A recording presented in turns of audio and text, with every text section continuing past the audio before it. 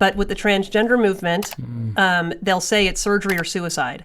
But truly it's surgery then suicide. Tell me about that. Well, so many of these children, it's proven now, do take their lives after they go through this. And so a lot of these doctors were relying on studies out of Europe that gave this message of surgery then or then suicide. And what's happened is all those studies have been debunked. And this is relevant legally because then in the courts, we can say all of this research has been debunked. What's really interesting is in one of our cases, one of the doctors who promotes this surgery and says, it's a pause, he had also at the same time contemporaneously applied for funding at the National Institute of Health and to continue to do these procedures in America. And in that application, he admits it's experimental. We don't know. That's why we need the funding. So he perjured himself. So of course we're going after him for that.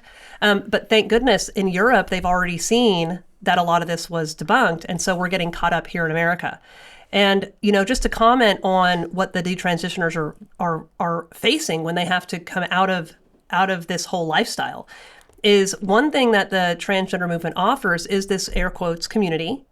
And it's an imposter of a true community, of course, but it provides things that are now out of our culture. Church attendance is down, but they have their own rituals. They have their own meetings. They have basically rites of initiation.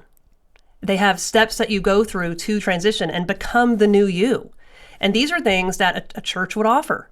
We have our own rites of initiation. We have our baptisms. We have the things that we do to take on the message of Christ. We, as Christians, know that we're not meant for this place, that we're in exile here on earth. And that the reason why we feel discomfort, and one thing you will tell your kids when they're growing up, is that this restlessness you feel is natural because you weren't born for this place. You were born for heaven.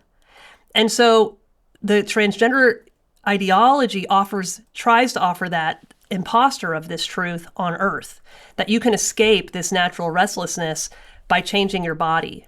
But it's just all a bunch of lies. But like every lie, it's just, there's a modicum of truth that's been twisted, And so when people get out of this ideology, they're having to give up their church, their community, their rituals, their everything, and then look for something else. And that's the question we have to ask ourselves as a church. What is the church doing? What are we offering people who are going through this and coming out of it?